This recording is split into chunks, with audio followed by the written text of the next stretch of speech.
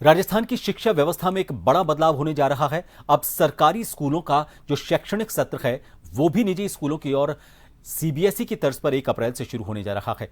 शिक्षा विभाग ने इसके आदेश जारी कर दिए हैं। पेश है एक रिपोर्ट।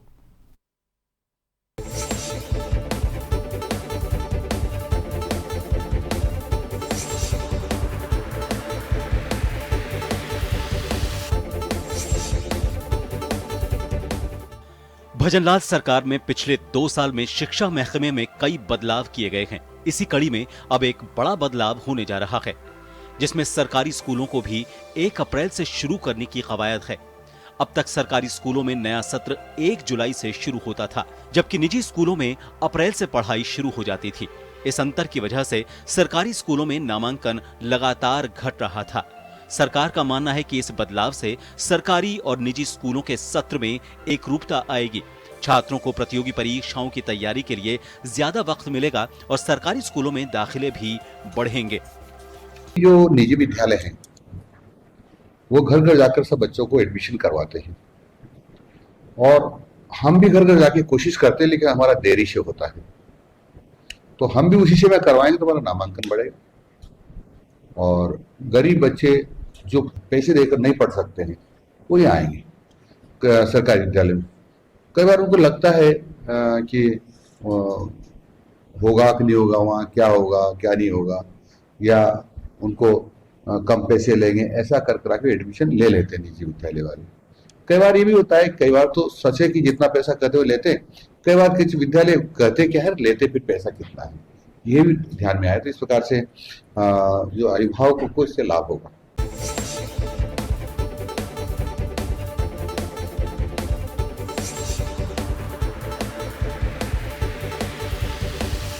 दरअसल अब तक सरकारी स्कूलों में पढ़ाई जुलाई से शुरू होती थी, जबकि निजी स्कूलों में अप्रैल से ही नया सत्र शुरू हो जाता था।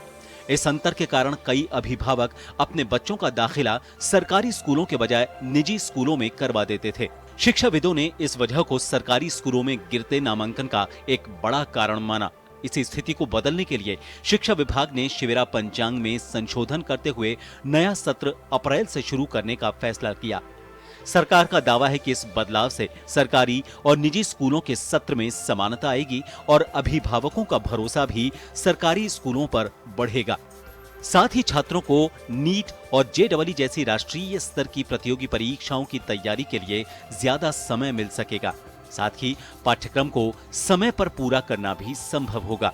सरकार का निर्णय है कि चूंकि माध्यमिक शिक्षा बोर्ड की परीक्षाएं भी समय पर इस बार संपन्न हो रही है और परीक्षाओं के परिणाम भी बोर्ड का ये जैसा दृढ़ निश्चय है 20-22 मार्च तक बोर्ड की परीक्षाओं के परिणाम घोषित करने का है, तो उसके बाद नया सत्र 1 अप्रैल से प्रारंभ किया जा रहा है, ताकि बच्चा जब गर्मी की छुट्टी में जाए उसके पहले उसका प्रवेश भी हो जाए, उसको पाठ्य पुस्तकें मिल जाए, उसको यूनिफॉर्म या किताबें या प्रवेश संबंधी अन्य जो परेशानियां हैं उनको दूर करते हुए और एक विधिवत विद्यालय प्रारंभ हो जाए, ऐसा सरकार का प्रयत्न है।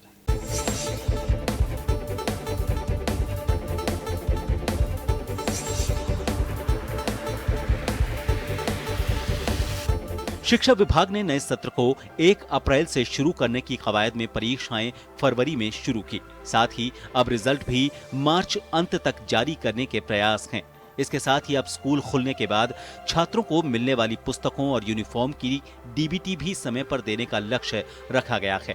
सरकार का कहना है कि इस निर्णय से पहले समाज के बुद्धिजीवियों और शिक्षा विशेषज्ञों के साथ मंथन भी किया गया, ताकि बदलाव का सकारात्मक असर दिखाई दे।